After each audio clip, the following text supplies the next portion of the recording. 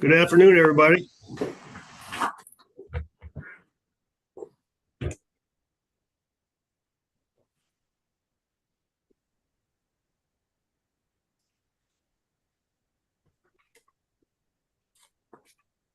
Samantha, can you hear me? We can hear you, Governor. All right. Samantha, can you hear me?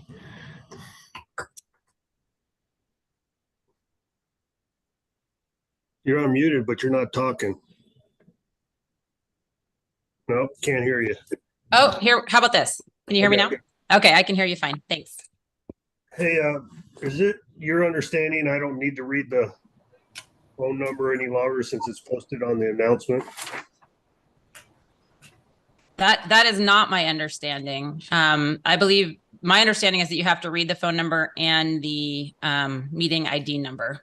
You don't have to read it verbatim, but just include the call-in number and meeting ID. Okay. All right. Dave, are we ready to go? Yes, we're ready. Bear with me a second here.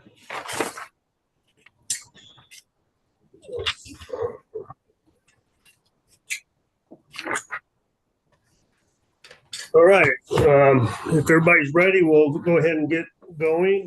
Let me call to order the Nevada Commission on Homeland Security meeting scheduled for today, Wednesday, November 29th, 2023 at 1 p.m. Time being, I'll go with 1:03. And could I have the clerk call the roll, please? Governor Joe Lombardo, Present. Sheriff Kevin McMahill, Sheriff Darren Balaam,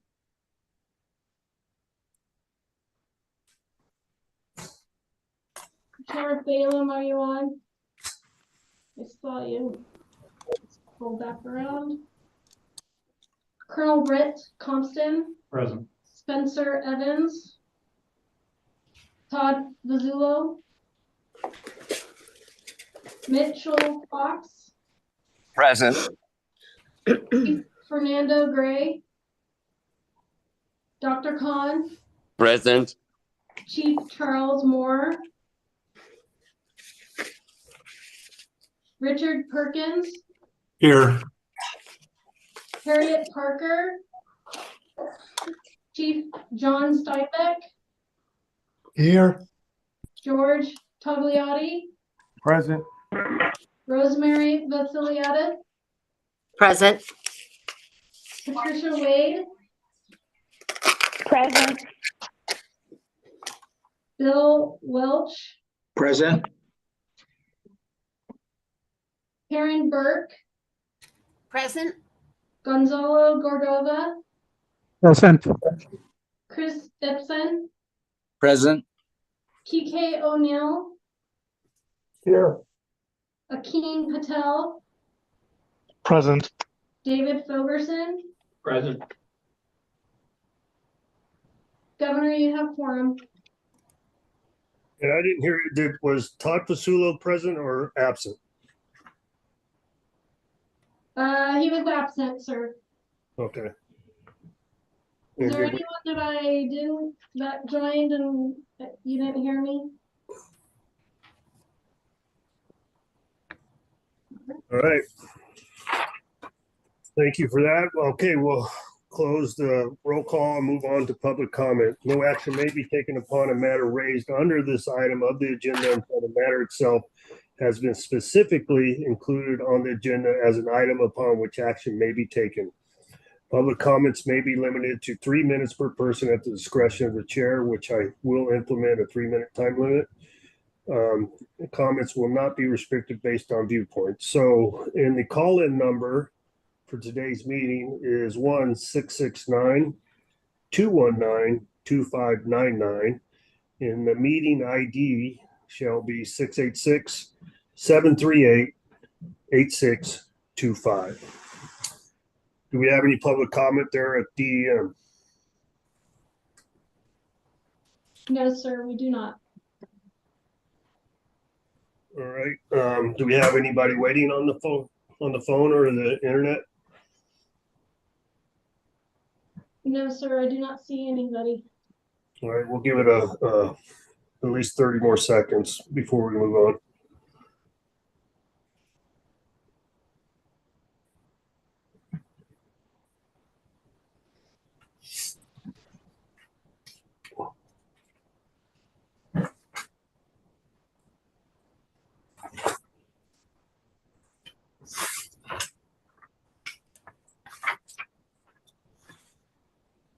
All right, we will close the opportunity for public comment and move to agenda item number 3, approval of the minutes for possible action. The commission will discuss and review the minutes of September 7th of 2023 commission meeting and determine approval. Do we have any questions or concerns on the meeting minutes? Governor, this is Bill Welch. I just wanted to note on the minutes that I was present, and it does not indicate that on the minutes. Thank you. This is Shereen Whipple for the record, though. I will change that. Thank you. Thank you. Any other concerns? Hearing none, I will entertain a motion for approval. Dr. Khan, so moved. And a second. Second, Patty Wade. All right. All those in favor signify by saying aye. Aye. Aye. Aye. Any against? Nay. Hearing none, motion passes. And we will close agenda item number. I'm sorry, did I miss somebody? All right, I will close agenda item number 3 and move to agenda item number 4, discussion on Formula One event, discussion only item. And I believe it's going to be Deputy Fire Chief Billy Samuels. Billy, are you there? Yes, sir. Go ahead, sir.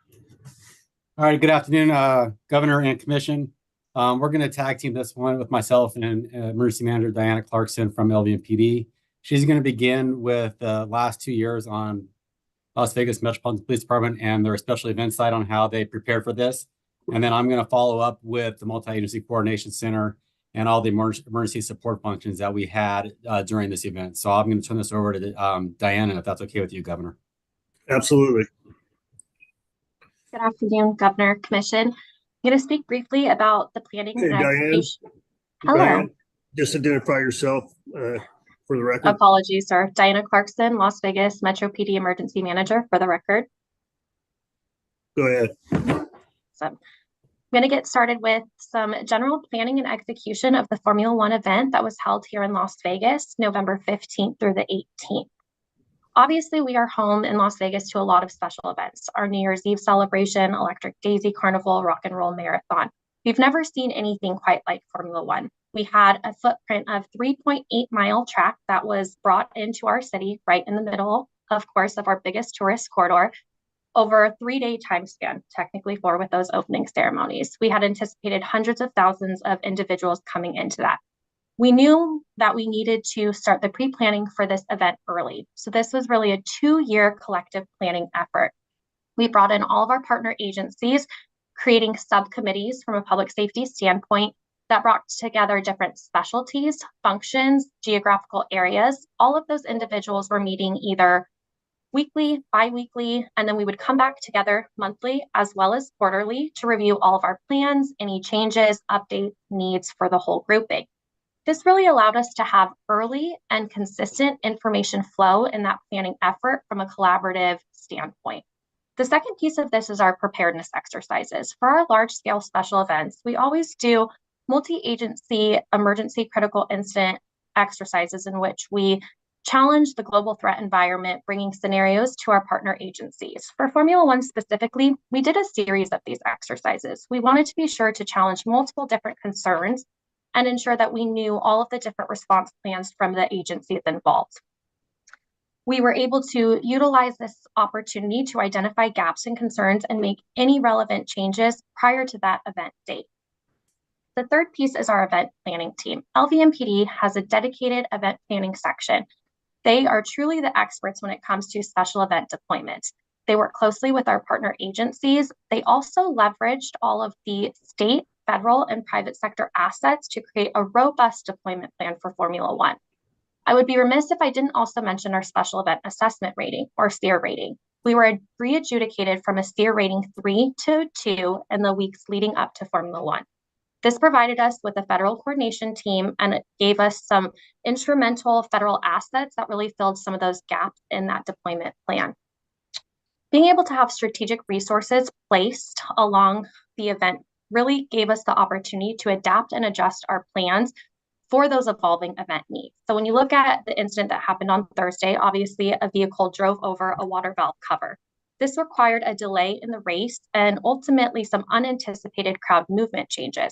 First responding agencies were able to quickly adapt to this change, utilizing that robust deployment plan and maintaining that public safety mission, which was a consistent theme throughout the duration of the Formula One event.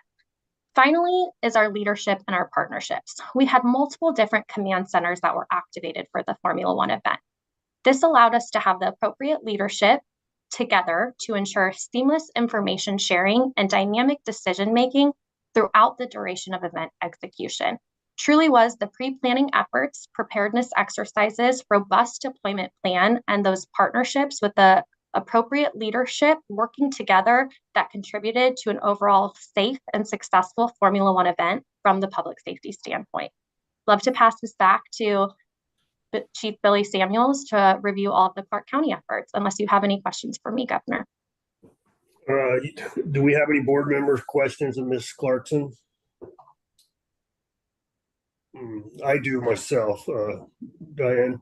Hey, when you said we moved from 3 to 2 in the SEER rating, do you know off the top of your head what the ratings are associated with the Austin event and the Miami event? Most all other Formula One races were SEER rating 3s and 4s. Oh, really? So why did they move to 2? We were able to provide some supplemental information that helped to elevate that based on threat, attendee counts, things like that. So there are a couple key data points that DHS is looking for. We were able to provide some supplemental packaging in order to get that elevated. Okay. And then as far as an after action, who is going to be the orchestrator of that?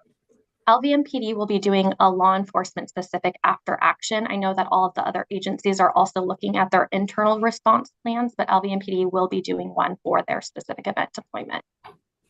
So when you say that, are there going to be a whole bunch of after actions, or is LVMPD going to coalesce them all? LVMPD would be working on the collective effort. Okay. Yes, all right. sir. Thank you. Fantastic job. Good job. Thank you. I appreciate it. Mr. Samuels. Thank you, Governor Billy Samuels, for the record. As Manager Clarkson indicated, the 36 subcommittees is what really started this off a couple of years ago to make this pretty fluid for all of us. It broke it down into manageable pieces for each agency or jurisdiction to focus on their main expertise. My obviously was emergency management side, and then couple that with the cellular connectivity of those subgroups, made it a little more seamless when it comes to the operational side. As Diana alluded to, we had multiple command posts. Obviously, LVMPD had their dock/area command. Switch was a unified command post itself. The MAC was obviously set up at Fire Station 18. And then we had another one set up over at Clark County IT Ops for that cellular connectivity component. They've already conducted their after action on that cellular side. It was very seamless for them. They had no issues. The cellular partners were amazing on setting all of our robust systems up should we need it. We also use WebEOC for tracking of resources.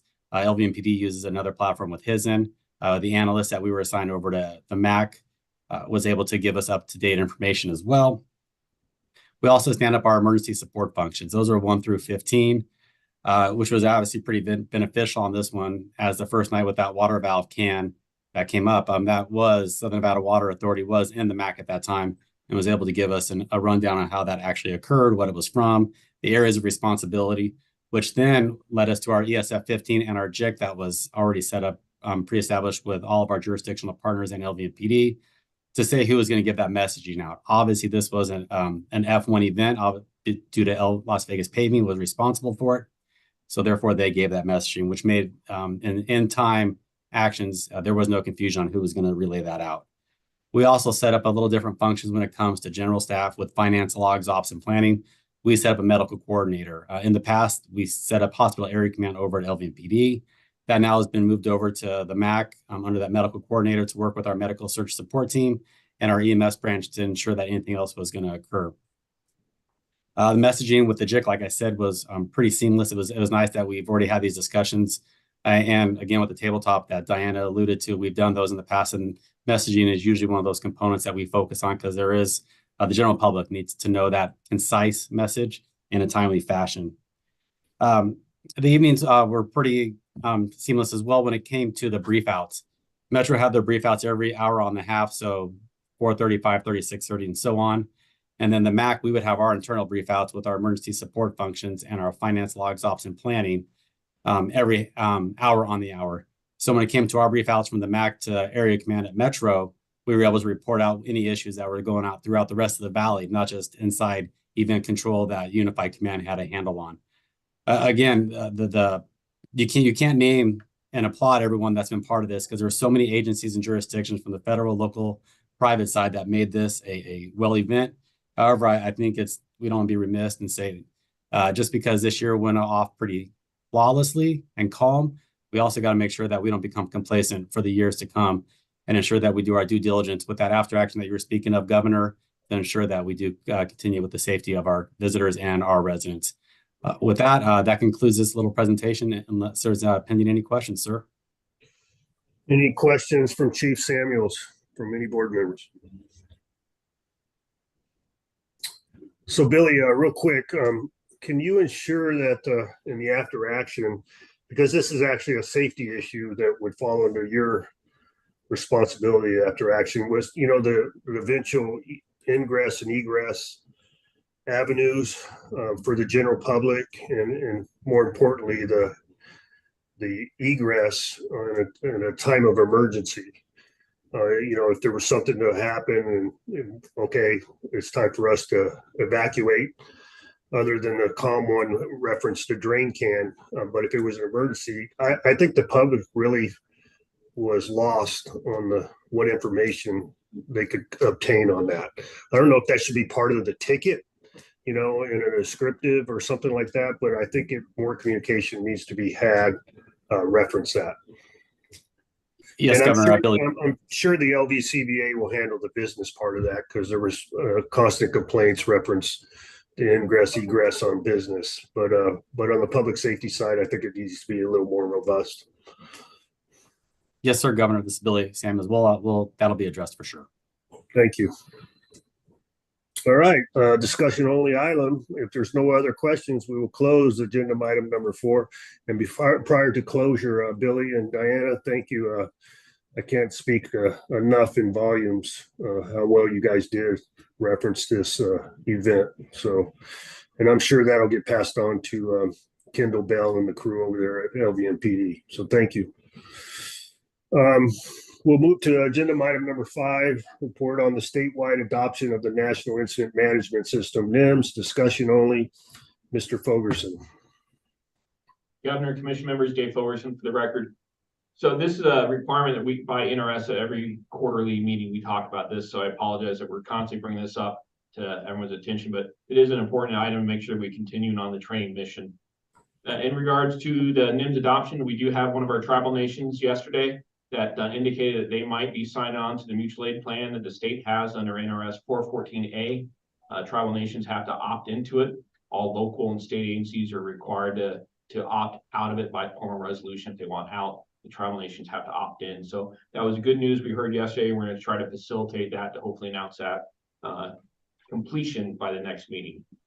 We've been continuing on with training. In fact, next week at the Nevada Operations Center, we have about 40 people coming from a variety of jurisdictions to take ICS 300 and 400. We've done a lot of position-specific classes, and we've been working on signing off people's position task books to get them qualified.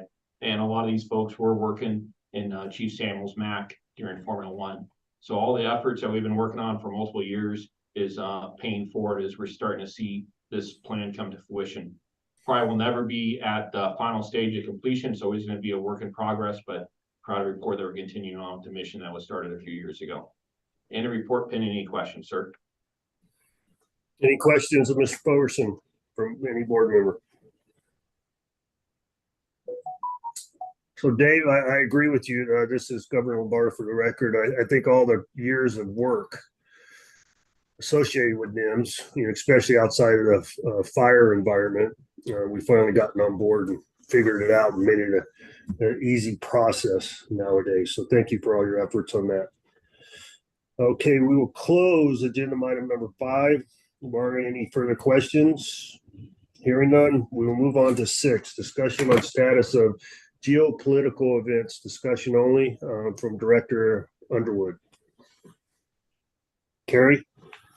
Yes, good afternoon, Kerry Underwood. For the record, Las Vegas Metropolitan Police Department Executive Director, Southern Nevada Counterterrorism Center. We are prepared today to give an update on the recent geopolitical events, especially the conflict in Israel. Patrick Liddy of the Nevada Threat Analysis Center is prepared to provide an update, the most recent update that's actually synonymous with what many of us got from our partners at the National Counterterrorism Center and our federal partners. And then I'll add some commentary at the end about what we're specifically seeing here in Southern Nevada in terms of its impact to our area of operations. So Patrick, you're ready to go? Thank you, sir. Patrick Liddy for the record. As of now, the United States and Nevada remains a heightened threat environment. The NCHS and SNCDC, along with our statewide partners, continue to work closely together to deter any direct threats to the state. Lone offenders and small groups motivated by a range of ideological beliefs and personal grievances continue to pose a persistent threat to the homeland. Both domestic violent extremists and foreign terrorist organizations continue to attempt to motivate supporters to conduct attacks in the U.S. throughout violent extremist messaging and calls for violence online. A couple of threats and targets that we can look forward to in the future here is the 2024 general election, U.S. critical infrastructure, faith-based communities and institutions, the LGBTQIA+ communities, schools, racial and ethnic minorities, government facilities, and personnel, including law enforcement. I'm going to give a quick kind of overview of what's going on in Israel, and Palestine. Since 7 October, open source reporting indicating that there's at least 1,200 Israelis deceased and 7,300 wounded, and there's at least 13,000 Palestinians deceased and 33,000 wounded. Now, I believe those numbers have increased in the past couple of days. On 24 November, Israel and Hamas have agreed to a ceasefire to release hostages on both sides. Hamas has released approximately 60 hostages, and Israel has released approximately 150. On 27 November, there's been an agreement to extend the ceasefire for an additional 2 days, potentially ending today. As of now, there are believed to be 7 to 9 Americans that are still being held hostage by Hamas. I'm going to talk a little bit more about kind of the threats that we've been seeing in the homeland and in Nevada. These are going to be, calls to violence from foreign terrorist organizations, civil unrest at protests and rallies, some shootings that have a nexus to the conflict, and social media and how dis, and malinformation plays a factor into that. Since October 7th, foreign terrorist organizations have increased calls to attack United States and U.S. interests. On 16 November, the Al-Qaeda affiliated magazine, The Wolves of Manhattan, released a statement praising recent attacks on Jewish facilities and encouraging further acts of violence in the West from lone actors in support of Palestine. FTOs continue to circulate publications and propaganda, such as The Wolves of Manhattan, to inspire individuals and extremists to carry out attacks in their home communities. Most of these attacks aren't directly influenced or directed by FTOs themselves. However, they have they're inspiring to locals in our community for domestic violent extremists, homegrown violent extremists, and lone offenders. Targets that have been fueled by the Israel-Hamas conflict have been religious institutions such as synagogues and mosques, Muslim and Jewish community members, public officials, universities, critical infrastructure, and defense contractors. The tactics of these targets have been protests and rallies, bomb, death, and terror threats, and hoaxes, which we saw the other day in New York City of a bomb hoax targeting a Jewish facility, shootings, online harassment, doxing, and hate crimes. Civil unrest has played a large part of the conflict here in the States. specifically in large cities, much more centric to down south than up north. However, I do want to point out that a majority of these protests and rallies have remained extremely peaceful. However, civil unrest always plays a factor when you have two people protesting complete opposite beliefs in a small setting or a small area. A couple of examples I wanted to highlight is a Southern California man was killed after being hit in the head by a megaphone at a pro-Palestine rally in which he showed up with an Israeli flag. 3 individuals were arrested in New Hampshire at an Israel-based defense company for attempting to use an incinerator device to light a building on fire.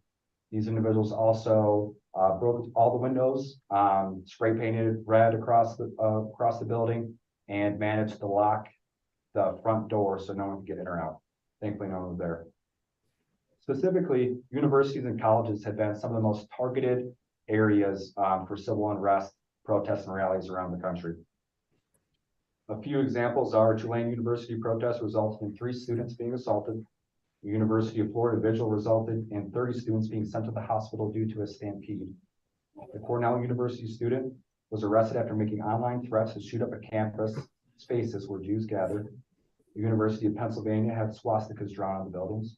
And New York University had students lock themselves in a library due to a large eager group of protesters trying to get to them. A few recent shootings I want to highlight are still under investigation, so not all the facts are out. However, I do think they're important to mention. On 26th November, so this past weekend, a 48-year-old man shot 3 college students of Palestinian descent in Vermont. The attack is under investigation by local and federal authorities as a suspected hate-motivated crime. At the time of the shooting, the 2 victims were wearing a traditional black and white checkered headscarf commonly worn in the Middle East. On 20 November, a 20-year-old man opened fire in a Walmart in Ohio. The suspect shot 4 people before turning the gun on himself. A few days later, FBI announced that the suspect was motivated by racially and ethically motivated violent extremist ideologies. Investigations said that they were still reviewing evidence. However, right now there's reports that there were Nazi flags at his home, along with the SS history book and a shooting complex card. This next section I want to talk about is how social media has been playing a large factor into the spread of dismiss and malinformation. I'll refer to mis-dis-mal as MDM. MDM will continue to be an issue on open source and social media sources. MDM is being disseminated by state-sponsored groups such as various countries, foreign and domestic extremist groups, conspiracy groups, and everyday citizens. We continue to see an extreme amount of information, videos, images that are false, not true, and encouraging fighting discontent in the U.S. and in Nevada.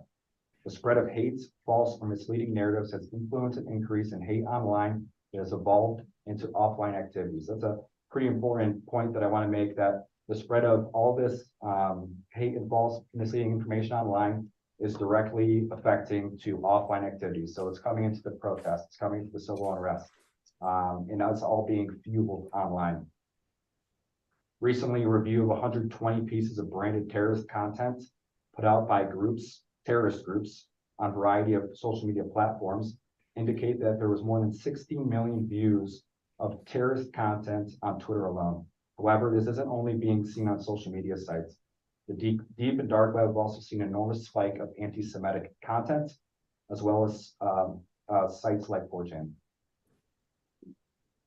A recent TikTok social media trend has gone extremely viral, highlighting the Al-Qaeda leader Osama bin Laden's 2002 letter to America. This letter is being recirculated, reaching viral levels of interaction on online platforms in relation to the ongoing Israel-Hamas conflict and anti-U.S. sentiment.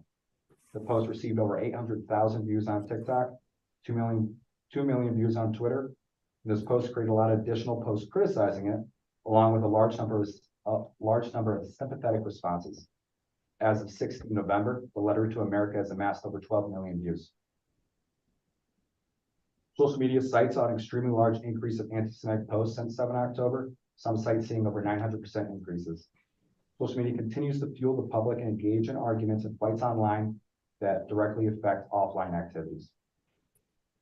A couple of recent news stories from this past week regarding misinformation was on 22 November, there was a vehicle explosion in Niagara Falls, New York, near the U.S.-Canada border. Media reporting of the incident was an attempted terror attack. However, and they also said there was explosives in the vehicle. However, upon further investigation, law enforcement revealed that this was not, in fact, a terrorist attack. The investigations are still ongoing. However, they are now looking at mechanical and medical issues to the crash. With the U.S. being in a heightened threat environment, these types of incidents are going to trigger the media and public to make accusations and spread MDM information. Another event was on 23 November in Dublin, Ireland, when 500 people rioted in the streets following a stabbing attack of a woman and 3 children outside of a primary school. The riots began following the circulation of encrypted message forms of misinformation which falsely claimed that the perpetrator was a foreign national. Rioters took to the streets to display anti-immigrant sentiment, setting fire to police vehicles and looting stores.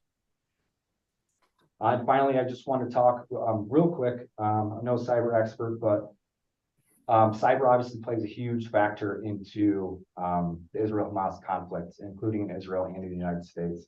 Hacktivist opportunities are going to continue to fuel U.S. state sponsors like Iran, North Korea, and China, and Russia. And private groups will continue to use conflict by any means to attack the U.S. And that concludes my briefing. I'll pass it over to Director Underwood. Thank you, Patrick. Carrie Underwood for the record again. Appreciate the briefing. I want to just highlight a couple local things Patrick kind of touched on, that we're seeing isolated examples of violence, obviously targeting Jewish and Muslim communities here in the continental United States. And pretty much nationwide, there's an atmosphere of fear and intimidation directed at certain communities, especially on academic campuses and other locations. That is certainly concerning to see that type of activity. Here in Nevada, specifically, Southern Nevada, we have seen a pretty steady pace of public gatherings, rallies, protests, both pro-Palestinian in their announcement as well as pro-Israeli in their announcements. We've seen numbers that typically range from 100 to 500 for these rallies. Recently, I would say the pro-Palestinian gatherings have gotten a little bit more aggressive with a little bit more of an anti-government, anti-authority vibe or feel to them. Some of the chants specifically linking law enforcement or LVMPD or other law enforcement agencies, referring to them as Nazis and trained by the Israelis. So there's definitely the last couple events has been more of an anti-government, anti-law enforcement feel, which happens to coincide with a little bit more of a presence of groups that are aligning themselves to the pro-Palestinian cause and not necessarily the pro-Palestinian individuals that are there, groups that are well known here in Southern Nevada for being anti-government, anti-authority causes. And so we see those individuals within these gatherings tending to be the ones that are trying to spur the larger crowd into taking a more anti-government, anti-law enforcement approach to these gatherings. It has not reached the level where we're seeing significant disruption or violence, but there have been arrests, certainly at the most recent gathering. And then our ones we have upcoming, and like I said, they're steady state. We have 2 pro-Israeli gatherings on Thursday of this week, one on a university campus where you heard Patrick talk about some of the challenges that have occurred nationally, as well as one in front of the Venetian, which seems to be a popular spot for both groups to try to hold their respective rallies. We haven't had a lot of counter protest or counter rally that tends to exacerbate the situation. That hasn't happened for several weeks. So the groups seem to be leaving each other alone for the most part recently. We also have a general environment of fear in the community. The reporting of suspicious activities is definitely up to our counterterrorism center, and even activities that are borderline, if not even truly suspicious. But I would say you have especially Jewish and Muslim communities, but really the entire community is definitely reporting almost anything that they might feel is concerning, which certainly we encourage them to report things and allow us to let the professionals do the vetting. I think we're all would consider that a win for the See Something, Say Something program. Of course, we had no major impact or disruption to the Formula One event related to any of these particular issues. Naturally, we've still got several large events to go. We've got New Year's Eve coming, CES, Super Bowl, and that's just to name a few of the large ones. So the level of vigilance is not decreasing in any way, shape, or form. If anything, I think we're trying to remind everybody to be more vigilant because we made it past the Formula One event, especially with the amount of propaganda that Patrick referred to. The amount of propaganda, the volume and the vitriolic nature of it that's out there, every major terror organization calling for attacks against Israel and the United States, I would say that it would be reasonable for us to conclude that we would not be immune to that affecting our state and our community. So that's my summary comments. If there's any questions specifically, I'd be happy to take them. All right. Do we have any questions from any board members from Mr. Liddy or Mr. Underwood? Hey, Carrie, this is Governor Lombardo for the record. Can you do me a favor as part of the Fusion Center, and I don't know if it would go down to training and or policy, to resend the demonstration protest policy to all the law enforcement agencies in the state of Nevada. Sure, we're all operating off the same policy, or I'm sure we all have individual ones, but I mean, ours has been tested, or yours has been tested legally, and make sure we're conducting ourselves in similar fashion. As a result of more often than not, we merge and team up together when we deal with those situations. Yes, sir. I'll make sure those get out to our local partners here, and then I'll make sure they get to Desiree up at the NTAC to share statewide as well. Thank you. All right. If there are no further questions on item 6, we will close item 6 and move to 7, 2024 Homeland Security Grant Process discussion only. Mr. Fogerson. Governor and Commission members, Dave Fogerson for the record.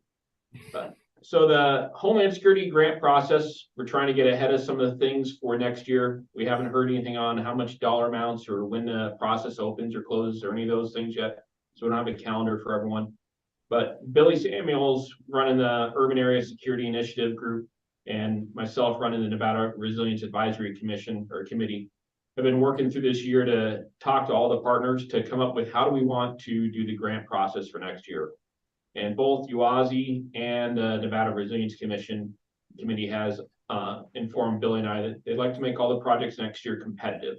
It's been a long time since we kind of did a reset to make sure that we have sharp pencils and that new projects get a chance to fight against some of the older projects to see which are more important for us. So I just want to make sure the commission's aware that next year, our intent is that every project will be competitive, which means that anybody with a project will have to present if they're in the urban area, first to the Urban Area Security Initiative, and then it comes to the Homeland Security Commission's Committee on Finance, and it comes to the Homeland Security Commission. And any statewide projects or anybody seeking money from the state side of the Homeland Security grant process would present their case to the Nevada Resilience Advisory Committee, and then that comes up to the Committee on Finance and then the Commission. So we'll weight every project next year as if they've never applied before in an effort to make sure we're putting the money in the right places for our hazards and our risks that we have based upon today's threats, not threats we might have seen a couple of years ago or even longer. In the report, any questions, sir? Any questions of Mr. Fogerson? All right, hearing none. Thank you, Dave. I appreciate that. We will close agenda item number 7, move on to agenda item number 8, the second opportunity for public comment. No action may be taken upon a matter raised under this item of the agenda until the matter itself has been specifically included on the agenda as an item upon which action may be taken. Public comments will be limited to 3 minutes. Comments will not be restricted based on viewpoint. The call-in number will be 669-219-2599 with an ID number of 686-738-8625. Do we have any public comment there at DEM? No, sir. All right. We will give it a sufficient amount of time for anybody to call in. Do we have any pending call-ins? Ms. Whipple? Governor, no, we do not. And there are no written comments as well. Governor, this is Charles Mormey. I have the ability to give you some comment on a fire we had recently. Sure, absolutely. For the record, Charles Moore, Fire Chief.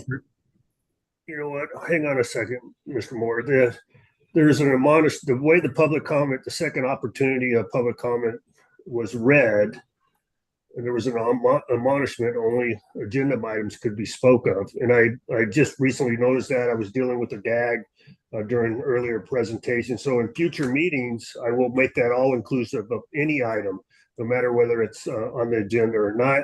With that being said, go ahead, Mr. Moore. Thank you, Governor. For the record, Charles Moore, Fire Chief for Truckee Meadows Fire in Washoe County.